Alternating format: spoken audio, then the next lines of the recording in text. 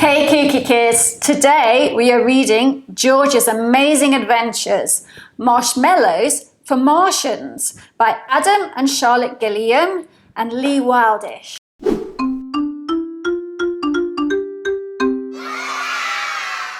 A boy called George had a marvellous idea one night as he gazed at the stars. I'll go and find out what sweets Martians like best. So he planned his first mission to Mars. So George built a rocket and packed up his bag with a star map and plenty of treats. The bag full to bursting, he threw out his lunch so he'd have enough room for his sweets. He packed lollipops, toffees and chocolate drops and took chews with a sharp lemon zest. There were Godstoppers, jelly beans, humbugs and mints, and marshmallows, his absolute best. 5, 4, 3, 2, 1, blast off! As George blasted off and zoomed up into space, he checked out the window and steered to the left and set his course straight towards Mars. Past satellites, comets and drifting space junk, George steered without even a bump.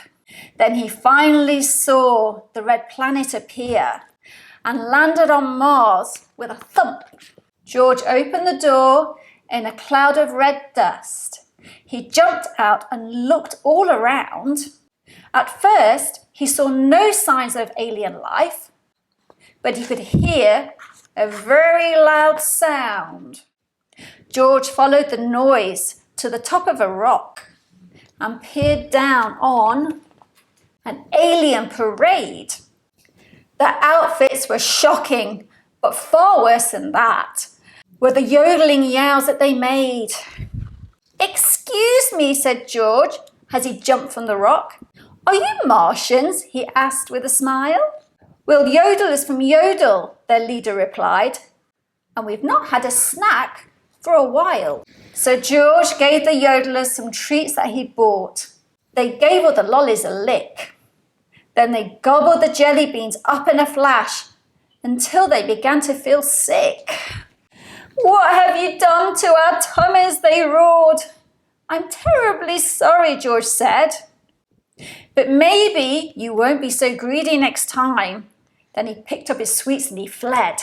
George hid in a crater, but soon heard a bang, like a clashing of very loud drums. He peered out and spotted an alien band with cymbals attached to their bums. "Are you Martians?" called George, running up with a grin. "No, we're Bang Box from Wah-Bangatu. We've come to this planet to bang on our drums, but we might take a break and eat you." "You don't want to eat me," said George with a gulp. "These sweets are much tastier, you'll see." The Bang Box crammed Gobstoppers into their mouths and chewed on toffee with glee. But the Bang Box soon found that their teeth were stuck tight, and they howled and they rolled in dismay. Then they started to bang on their cymbals with rage as George turned and scrambled away. His sweets almost gone, George slumped to the ground.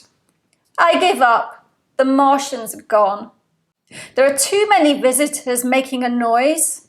But just then George heard a sweet song. And suddenly little green aliens popped up with short stumpy legs and 3 eyes. They stomped towards George looking grumpy and glum, and they moaned and they wailed with great sighs. "Are you Martians?" gasped George. "Yes, we are," they replied, "and we're fed up with alien musicians. They come to our planet and make such a din, and they never ask us for permission." "Can you help us?" the Martians begged George in despair, as a rock band from Saturn drew near. But just as the sound of guitars filled the air, George had a brilliant idea. He picked up the bag with the last of the sweets and called to the Martians, Come here. Then he took the marshmallows and carefully pushed one soft sweet into each Martian ear. Hooray, cried the Martians, we can't hear a thing. You've made it so peaceful, yippee!